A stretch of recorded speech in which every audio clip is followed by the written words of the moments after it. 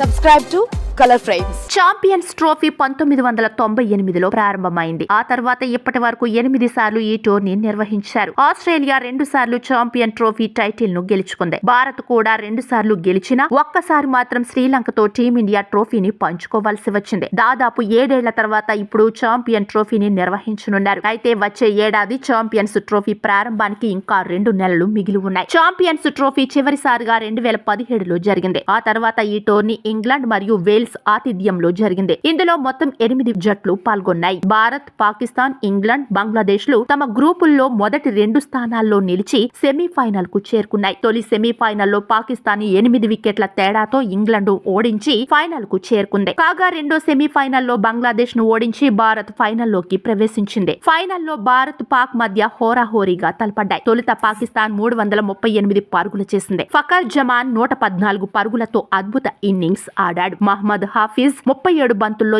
57 పరుగులు చేశాడు. దీంతో 158 పరుగులకే టీమిండియా ఆల్అౌట్ అయింది. భారత్ తరఫున హార్దిక్ పాండ్యా అత్యధికంగా 76 పరుగులు చేశాడు. పాకిస్తాన్ తరఫున మహ్మద్ అమీర్, హసన్ అలీ చెరో 3 వికెట్లు తీశారు. ఆ సమయంలో టీమిండియా కెప్టెన్ గా విరాట్ కోహ్లీ బాధ్యతలు నిర్వర్తించాడు. అయితే ఇప్పుడు రోహిత్ శర్మ సారథ్యంలో టీమిండియా ఛాంపియన్స్ ట్రోఫీలో పాల్గొనబోతోంది. మరి తమ్ముడు కోహ్లీ ప్రతీకారాన్ని రోహిత్ తీరుస్తాడా లేదా చూడాలి. నిజానికి అప్పుడున్న జట్టుతో పోలిస్తే ప్రస్తుతం టీమిండియాలో అంతా యువకులే కనిపిస్తున్నారు. 2017లో ధోని, యువరాజ్, ధావన్, భువనేశ్వర్ కుమార్, కోహ్లీ, రోహిత్ లాంటి స్టార్ ప్లేయర్లున్నారు. అయితే ఇప్పుడు టీమిండియా సీనియర్లతో పాటు యువ ఆటగాళ్లతో నిండి ఉంది. ఈసారి భారత్ ని పాక్ ఎదుర్కోవడం అంత సులువైన పని కాదు. ఇదిలా ఉండగా భారత్ పాక్ ఆడే మ్యాచ్లను హైబ్రిడ్ మోడ్ లో నిర్వహించనున్నారు. వచ్చే ఏడాది జరగనున్న ఛాంపియన్స్ ట్రోఫీలో 8 జట్లు పాల్గొననున్నాయి. వీడియో మీకు నచ్చినట్లయితే ప్లీజ్ లైక్ చేయండి, షేర్ చేయండి, కామెంట్ చేయండి.